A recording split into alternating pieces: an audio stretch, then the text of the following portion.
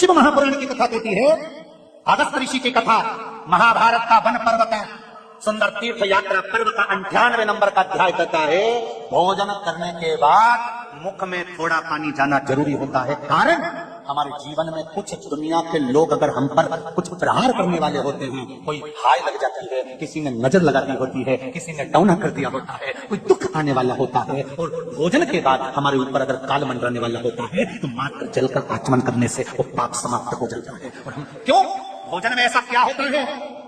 भोजन ग्रहण करने के बाद जल पीने से ऐसा क्या प्राप्त होता है जिसके बल पर ये सारे तकलीफें मिट जाती है? उसका कारण क्या? तो कहा भोजन अन्नपूर्णा है और जल मेरे शंकर का स्वरूप है। जब वो भीतर जाता है तो सारे विकारों को समाप्त कर देता है। निवेदन है, कम से कम एक घुट का पानी, कम से कम आधा गिलास, थोड़ा सा आचमन जितना तो पीना चाहिए जिससे मुख का जल भीतर चले जाए और जो अंदर कुछ तकलीफ।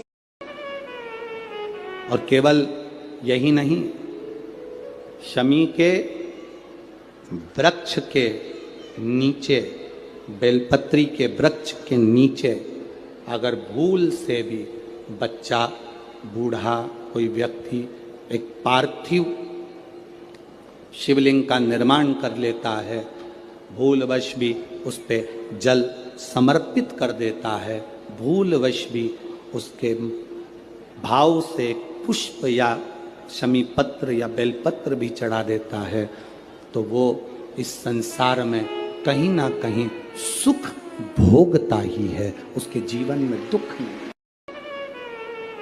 और केवल यही नहीं, शमी के वृक्ष के नीचे, बेलपत्री के वृक्ष के नीचे अगर भूल से भी बच्चा, बूढ़ा, कोई व्यक्ति एक पार्थिव शिवलिंग का निर्माण कर लेता है, भूलवश भी उस पे जल समर्पित कर देता है, भूलवश भी उसके भाव से पुष्प या शमी पत्र या बेलपत्र भी चढ़ा देता है, तो वो इस संसार में कहीं ना कहीं सुख भोगता ही है, उसके जीवन में दुख नहीं।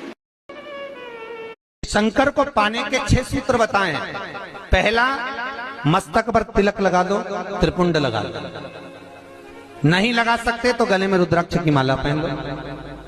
इतना भी नहीं कर सकते, तीसरे नंबर का सूत्र है कि भगवान शंकर का मंत्र जाप कर लो, नमः शिवाय, ओम नमः शिवाय। ये भी नहीं कर सकते तो मंदिर में शंकर जी को 1 लोटा पानी चढ़ा दो, चौथा सूत्र।